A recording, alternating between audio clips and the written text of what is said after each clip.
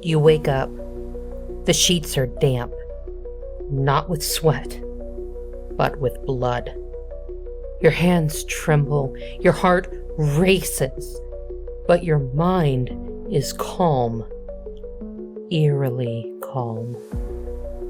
You rise and walk through the house, and then you see the body. It takes a moment to realize it's someone you love, and it takes even longer to realize it was you. Welcome back to Hauntings and Happenings, where we explore the eerie, the unexplained, and the deeply unsettling. I'm your host, Kasey, and today we're diving into a phenomenon that blurs the lines between science, horror, and the justice system. Sleepwalking murders. Yes, you heard that right. Crimes committed while the perpetrator is allegedly asleep. It sounds impossible, an urban legend, or maybe a convenient legal excuse. But across decades and continents, there are documented cases where people have stabbed, bludgeoned, or even drowned loved ones, and claimed they had no memory of it. No intent, no motive, just darkness, and then blood. In 2004, psychologist Rosalind Cartwright described these episodes as a psychological paradox, writing in her article Sleepwalking Violence, a Sleep Disorder, a Legal Dilemma, and a Psychological Paradox, that such cases force the law to wrestle with what it means to be human, to act, and to be aware of your actions. Today's episode is part cautionary tale, part psychological inquiry, and part courtroom drama. We'll explore how the brain can split, allowing the body to act without conscious control, how memory and morality may vanish in the fog of sleep, and why the legal system can't always agree on where to draw the line between innocence and guilt.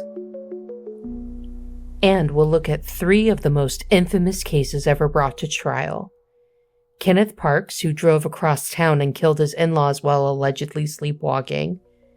Scott Falater, whose brutal murder of his wife shocked jurors, even as he claimed unconsciousness. And Albert Tyrell, the 19th century man who set the legal stage for the sleepwalking defense. So, settle in. Keep the lights low, and maybe double check your doors tonight. Because what if the most dangerous part of the human mind is the one we can't wake up? Before we dive into the grisly details of the cases, we need to understand the mechanism behind them. Because sleepwalking isn't just shuffling around your house like a zombie. It's a complex neurological event that lives in a strange twilight zone between waking and dreaming. Sleepwalking, clinically known as somnambulism, is a type of parasomnia, a disorder that involves abnormal behavior during sleep. It occurs during deep, non-REM sleep, usually in the first few hours of the night, and it's more common than most people realize. In fact, according to the Mayo Clinic, as many as 1 in 15 children and 1 in 50 adults experience episodes of sleepwalking. For most, it's benign, harmless wandering or mumbling in the dark. But for others, it can become dangerous. And I'll be honest, this topic hits close to home. My spouse and I both suffer from sleep apnea, and the way it presents couldn't be more different. While he stops breathing in the night and never reaches full sleep cycles, I enter deep sleep too quickly and too deeply. I've had entire conversations in my sleep with other people that I have absolutely no memory of. According to him, I sound awake. My voice, my inflection, it's all normal. But I'm gone. I'm not in the room. I'll also wake up from vivid cinematic dreams in a state of panic, unable to figure out where I am or what's real. The most common is that somehow I missed a credit in high school and I have to go back and retake a math class, which is silly because I've moved on to other degrees and I think they would cancel out anyway. But still, it doesn't stop me from having that fresh bead of sweat every morning after I have that dream. That experience, that disconnection between body and mind, is at the heart of what makes parasomnias so eerie. As explained in The Science Behind Sleepwalking by Jeremy McConnell, sleepwalking occurs in the deepest phases of non-rapid eye movement. During these phases, the brain is in a state where some areas remain asleep, while others wake up. As a result, the body can perform movements without awareness or recall. The brain's frontal lobe, which controls decision-making, morality, and impulse control, is essentially shut down during non-REM sleep. But the motor cortex and brainstem, the regions responsible for movement and basic reflexes, can remain active. This mismatch allows a person to move and even act violently without conscious intent. In fact, studies show that during parasomnia episodes, the limbic system, responsible for emotional responses, may be partially activated, while the prefrontal cortex, our voice of reason, stays offline. That's why some sleepwalkers can cook a meal, drive a car, or, terrifyingly, commit a crime without ever waking up. There are many possible triggers for these episodes. The Mayo Clinic lists sleep deprivation, sedative medications, fever stress, and alcohol as potential risk factors. Sleepwalking also appears to run in families, and it often overlaps with other sleep disorders like obstructive sleep apnea or restless leg syndrome. As Dr. Malwald and Dr. Schenk explained in their review of sleep-related violence, most patients awaken with no recall of the violent behavior. This amnesia is consistent with non-REM parasomnias, where complex behaviors occur without conscious awareness. In other words, the lights are on, but no one's home. And that's where the nightmare begins. Because when someone wakes up to a crime scene and the fingerprints on the weapon match their own, how do you prove they were unconscious when it happened? And what if they truly were? Are they still responsible? It's May 24th, 1987, a quiet Sunday morning in Ontario, Canada. A man named Kenneth Parks walks into a police station. His hands are slick with blood. There are deep lacerations on both forearms with tendons and nerves exposed. He's pale, trembling, but strangely calm.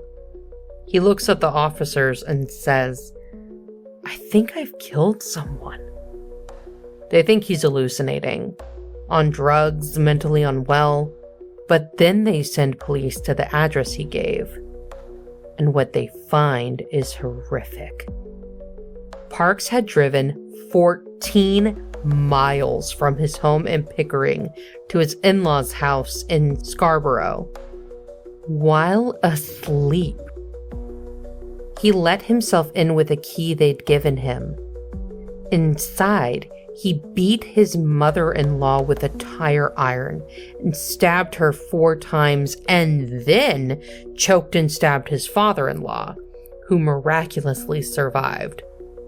Then, still bleeding from what turned out to be self-inflicted injuries, Parks drove to the police station and confessed, still claiming he had no memory of the crime. According to AP News, Staff Sergeant Bob Adder of the Toronto Police Homicide Squad testified that Parks said he had no idea how he got to his in-laws' home and told officers he had no reason to harm them. Parks was only 23 years old. He had no history of violence, no real motive, but he had a long record of sleepwalking, going back to childhood, and even had recently been under immense stress due to gambling debts and unemployment. He was also chronically sleep deprived. Sleep experts explain that Parks entered a state of non-REM automatism, a kind of dissociative episode where the body moves while the conscious mind remains dormant. In the official opinion of the Supreme Court of Canada, the jury accepted that the accused was sleepwalking and that this was not a voluntary act. This was critical because it meant Parks wasn't insane, but he also wasn't criminally responsible. His actions were involuntary and therefore not punishable under Canadian law. In understanding the sleepwalking defense, the authors describe the case as a turning point. The jury acquitted him of murder and attempted murder. This case set a significant precedent for the sleepwalking defense in Canada and influenced similar cases internationally. The distinction here was vital. Non-insane automatism, not insanity. It drew a hard line between sleepwalking and psychosis, and the outcome was clear. Parks was acquitted on all charges. The verdict stunned the Canadian public. Some saw it as a terrifying reminder of what the brain can do when we're not aware. Others feared it opened floodgates for fake defenses.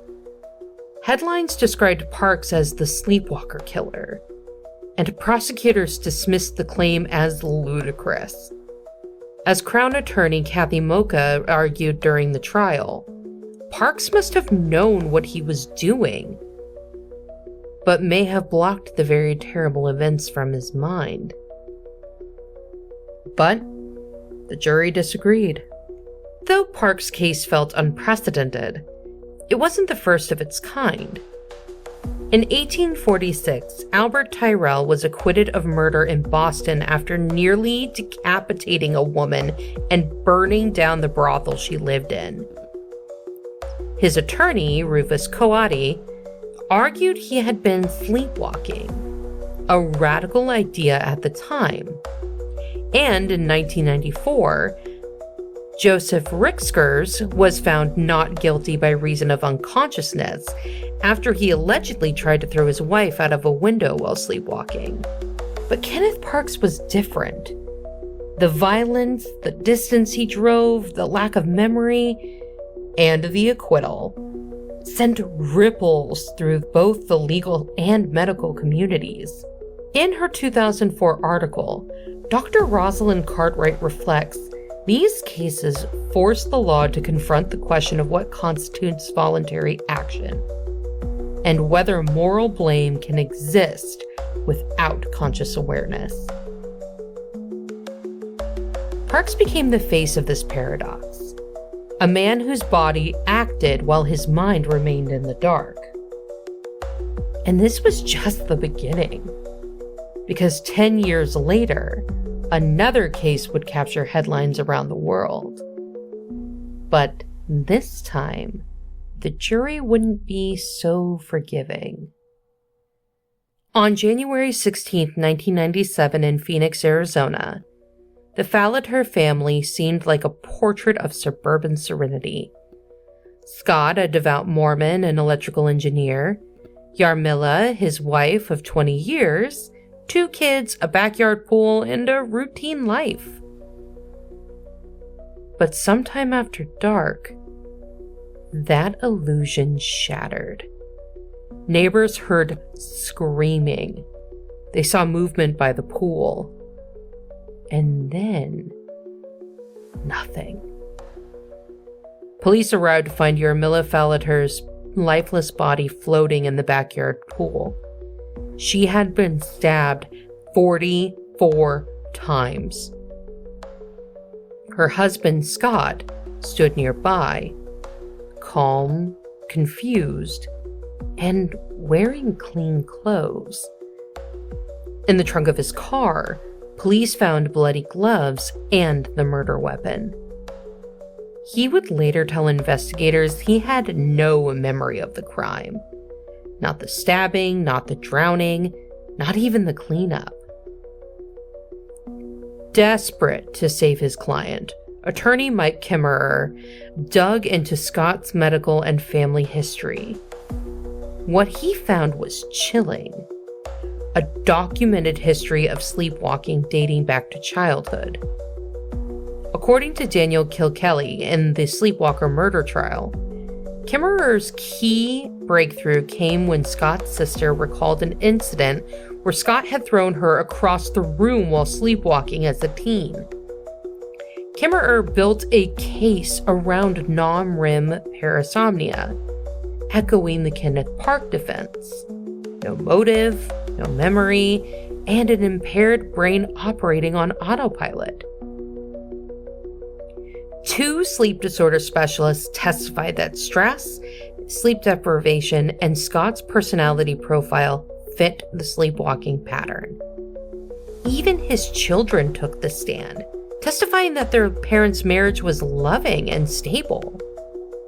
Scott himself wept in court and said, "I loved her. I would never have hurt her on purpose." But he still had no explanation for what had happened. Prosecutor Juan Martinez, known for his firebrand approach, was relentless. He described the killing as methodical, not frenzied. He emphasized the post-crime behavior, the hiding of bloody clothes and the knife as proof of consciousness. According to ABC News, Martinez argued you don't hide a murder weapon if you're asleep. Martinez also introduced possible motives, alleged arguments, religious pressure, and claims that Jarmila was drifting away from their church. But what really swayed the jury wasn't the motive. It was the logic of the aftermath. As Kilkelly explains, the prosecution's sleep experts insisted that Falater's actions, the violence, the concealment, the composure, were inconsistent with known parasomnias. After brief deliberation, the jury returned with a verdict. Guilty of first-degree murder. Falater was sentenced to life without parole. The decision wasn't unanimous emotionally. Jurors later said they believed Falater might have been sleepwalking during the attack, but the post-murder cleanup told a different story. As one juror later told Forensic Files Now, "We were torn. We didn't think he was a monster, but we just couldn't accept that someone could do all that and still be asleep." His children, heartbroken but steadfast, pleaded for leniency at sentencing. The judge spared Falater the death penalty because of them. In a People magazine interview, his son Michael said, "He's still racked with guilt. He doesn't remember, but it's with him every day." So why did 2 sleepwalking murderers get 2 completely different outcomes? It comes down to interpretation of control. Where Parks appeared helpless and shocked, Falater appeared composed, even calculating. The idea that someone could commit murder and then clean it up while asleep was just too much for a jury to believe. But the deeper horror may be this. What if we can mimic consciousness, even when we're not truly awake? In October 2003 in Manchester, England, police are called to a modest home in the Didsbury neighborhood after 83-year-old Edward Lowe is found dead, beaten beyond recognition with more than 90 blows to the head and face. The front door is locked. No signs of forced entry. Inside, the victim's son, Jules Lowe, is found, confused, uninjured, and drenched in his father's blood. But he insists he has no memory of what happened. Jules had lived with his father for years. To neighbors, they seemed close, though some knew their relationship was strained. Jules struggled with alcohol, unemployment, and feelings of resentment. But nothing suggested he was capable of murder. That night, he drank heavily, passed out, and awoke in a blood-soaked haze. At trial, defense attorneys argued that Jules had committed the killing while in a state of dissociative parasomnia. Dr. Chris Idzikowski, a sleep specialist, testified that this form of sleepwalking, triggered by stress, alcohol, and emotional repression, could explain the extreme violence and complete amnesia. Here's where things diverged sharply from the North American precedent. In the UK, violent sleepwalking is usually classified as insane automatism, a legal term that means the act was involuntary, but caused by a disease of the mind. Unlike Kenneth Parks in Canada, who was fully acquitted, Jules Lowe was found not guilty by reason of insanity and detained indefinitely under the Mental Health Act. According to The Guardian, Lowe was committed to Ashworth High Security Hospital for psychiatric evaluation and treatment, where he was diagnosed with a severe dissociative condition stemming from long-standing emotional trauma and substance abuse. Though he avoided prison, Jules lost his freedom, and in the eyes of many, his identity. Unlike Parks or Falater, Jules had no established history of sleepwalking. What he did have was a lifelong pattern of emotional suppression, dependence on alcohol, and a deep, unresolved conflict with his father. In the article Sleep-Related Violence, a Medical and Forensic Challenge, Mahawald and Schenk note that adult-onset parasomnia, especially with aggression, is often preceded by unaddressed trauma or chemical triggers such as alcohol. Lowe's case may not have been somnambulism in the classic sense, but it echoed dissociative fugue, an altered sleep state where the body acts while the conscious self detaches. The British media was stunned, not by the violence, but by the verdict. Tabloids like the Daily Mail ran headlines calling it a murder without memory, while the Independent questioned whether the insanity ruling gave too much leeway to psychological defenses.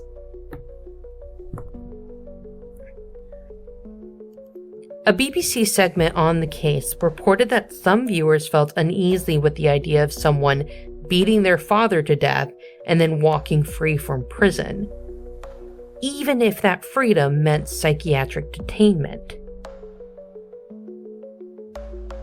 In the US, Falater's case was framed as a battle of morality and logic. In Canada, Parks was painted as a medical mystery. But in the UK, Jules Lowe's story was treated as a mental health tragedy, one that demanded containment rather than blame. In the article Ask an Expert, Could Sleepwalking Lead to Jail?, published by All About Law, British legal scholar Amrit Verdi explains, While some jurisdictions see sleepwalking as non-criminal automatism, UK courts tend to link violent parasomnia to insanity, reinforcing the idea that something deeper, perhaps darker, is going on beneath the surface. And with that, we've now seen all three outcomes. Kenneth Parks, acquitted, free to go. Scott Falater, convicted, imprisoned for life. Jules Lowe, declared insane, committed indefinitely. Each case revolved around the same haunting question. If you kill someone while unconscious, who should pay the price? And each society gave a different answer. Next, we'll explore what's actually happening inside the brain during these violent episodes. We'll pull apart the psychology of automatism, dissociation, and sleep state violence. Because to understand the verdicts, you have to understand the mind itself. To understand how Kenneth Parks, Scott Falater, or Jules Lowe could commit such violent acts while claiming to be unconscious, we have to go deeper. Beneath the courtroom testimony, beneath the brain scans, into the gap between thought and action, memory and movement, morality and the motor system. When most of us think of consciousness, we imagine a single unified self. But science tells a different story. The brain can dissociate, split itself into fragments. One part of you is asleep, another is awake, and sometimes the part that controls your hands isn't the part that holds your conscience. In legal terms, this is known as automatism, a state where a person performs actions without conscious awareness or control.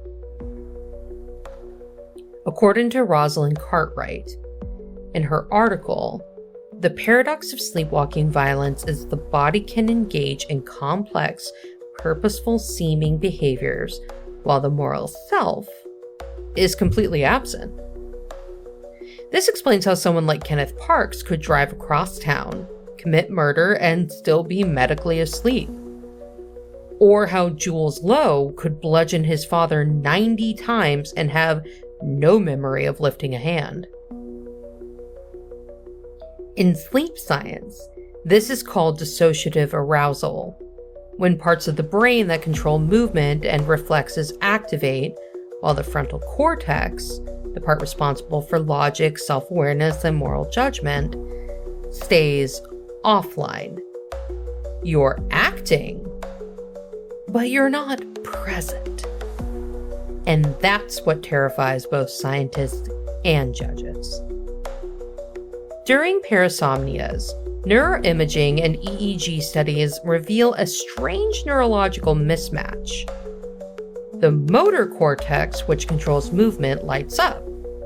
The brainstem, responsible for basic survival instincts, remains active. But the prefrontal cortex, that region responsible for reasoning, empathy, morality, stays dark. In one such study, reviewed in Sleepwalking Sleep Forensics Associates, researchers noted that brainwave patterns during violent parasomnias showed increased limbic activity and decreased frontal regulation, consistent with behaviors rooted in emotion, but uninhibited by logic. In short, the brain is primed to act, but stripped of accountability. Sleepwalking is a form of non-REM parasomnia, a disorder that occurs during the deepest stages of sleep, usually within the first few hours of falling asleep. During these episodes, the brain transitions into a liminal state, not fully awake, not fully asleep. As the Johns Hopkins Medicine article explains, sleepwalking can involve complex behaviors like walking, talking, cooking, and even leaving the house, all while the individual remains unconscious of their actions. These episodes are often triggered by sleep deprivation, stress or trauma, substance abuse like alcohol or sedatives, or genetic predisposition. In The Science of Sleepwalking, Dr. Jeremy McConnell writes, during parasomnia, the motor cortex may wake up while other brain regions remain asleep. This creates a neurological mismatch, one that can result in action without thought. It's not possession, it's not madness. It's a brain on autopilot with the brakes disconnected. At the center of every sleepwalking murder trial, the same legal question gets asked. Can there be guilt without intent? In criminal law, this is called mens rea, the guilty mind.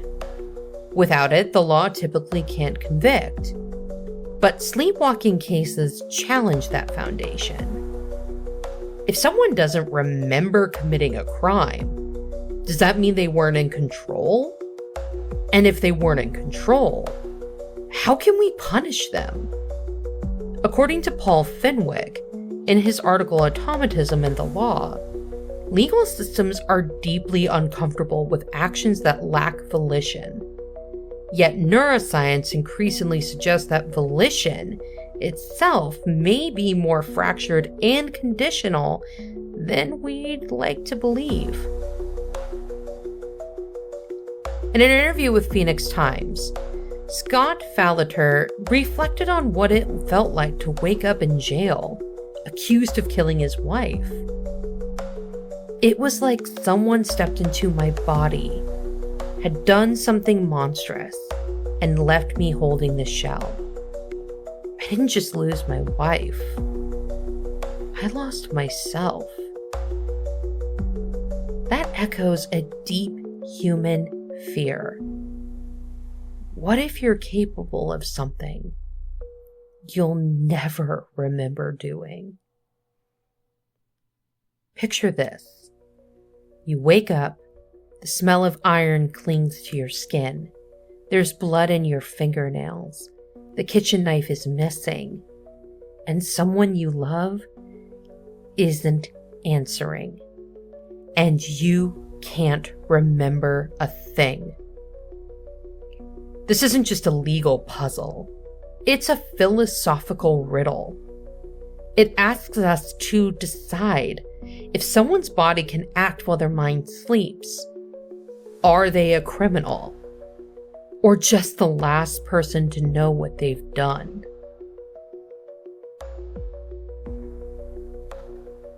Science can tell us how parasomnia works. Psychology can explore why it happens.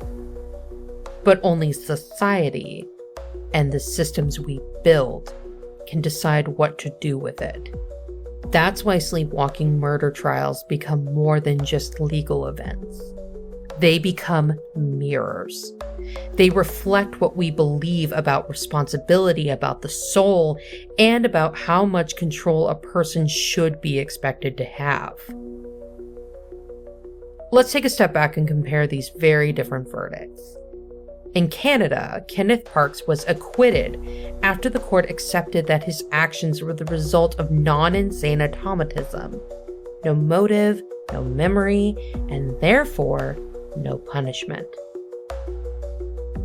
In the United States, Scott Falater was convicted of first-degree murder. Despite his claims of sleepwalking, the jury was disturbed by his calm demeanor and the fact that he hid the murder weapon. In the United Kingdom, Jules Lowe was found not guilty by reason of insanity and committed to psychiatric care. British law, unlike Canada's, places sleepwalking within the realm of disease of the mind. As Armit Verdi writes, where some systems see automatism as unconscious reflex, others frame it as insanity. The verdict then becomes not just about law, but about cultural comfort with ambiguity. Each country made a choice, not just about guilt, but about how we define will. In North America, headlines often focus on control and suspicion. Sleepwalking killer walks free. Did he really not know? In the UK, coverage tends to lean toward mental fragility. Terms like breakdown, disturbed, and institutional care appear frequently. And across both, the court of public opinion tends to reject what the courtroom sometimes accepts. When someone says, "I don't remember," we don't want to believe them. Because if they don't know what they're capable of, how can we know? Around the world, sleepwalking isn't always treated as a medical issue. In Korean shamanic belief, a person who sleepwalks may be called shinbyong, or spirit sick, caught between the human world and the spirit realm. Their body moves in the night because their soul has been temporarily displaced. In parts of Central and South America, traditional curanderismo sees nocturnal wandering as a sign of unquiet ancestors, or a spiritual imbalance in the home. It's not punished, it's healed. And in ancient Greece, the philosopher Artemidorus believed dreams and sleepwalking were messages from the gods, symbols of repressed truth acting out through the body when the mind no longer censors it. Even today, some folkloric traditions suggest that to disturb a sleepwalker is to risk confusing the soul, or worse, trapping it outside the body. So while Western courts look for causation, other cultures search for meaning. These cases, wrote Rosalind Cartwright, reveal the fragility of our belief that consciousness and morality always travel together. They show us that sometimes the body moves forward and the self lags behind. There's a reason these cases feel so disturbing, even beyond the violence. Because they tap into an older, deeper fear.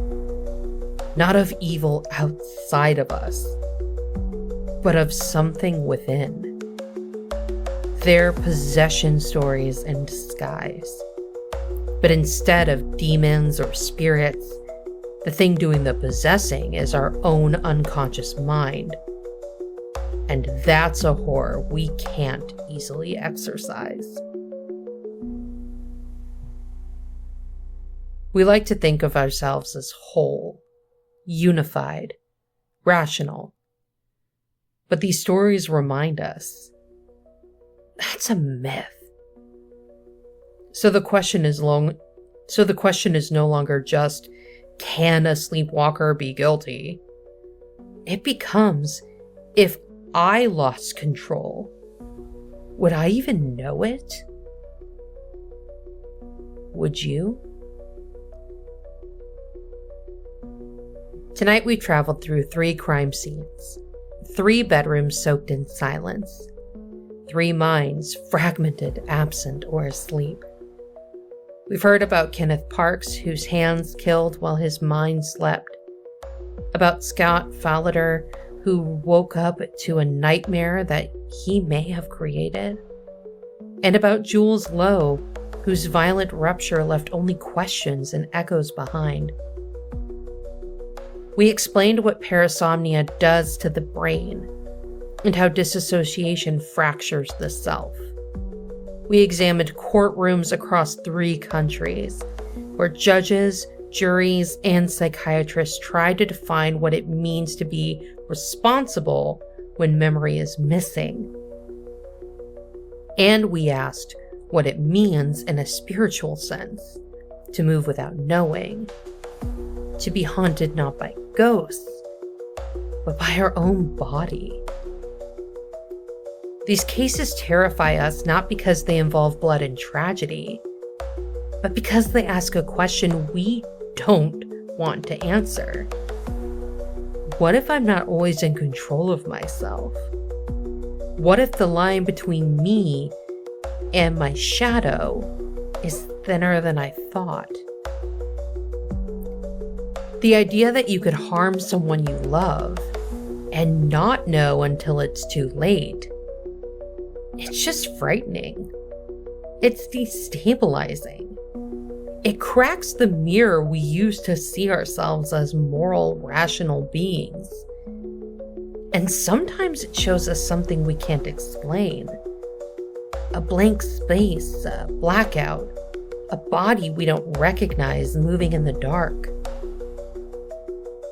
So, where do we draw the line? Is guilt defined by what we do? Or by what we remember doing? Do we judge people by intent? Or by impact? And can a courtroom ever really understand what it means to wake up and discover your life or someone else's has ended? And you were the last person there. Thank you for joining us on today's journey into the unknown.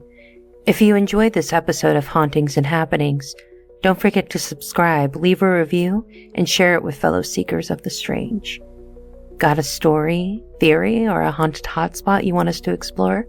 Reach out to us at our email, hauntingsandhappenings@gmail.com, and you might just hear it in a future episode. Remember, the world is full of mysteries waiting to be uncovered, and together, we'll keep searching.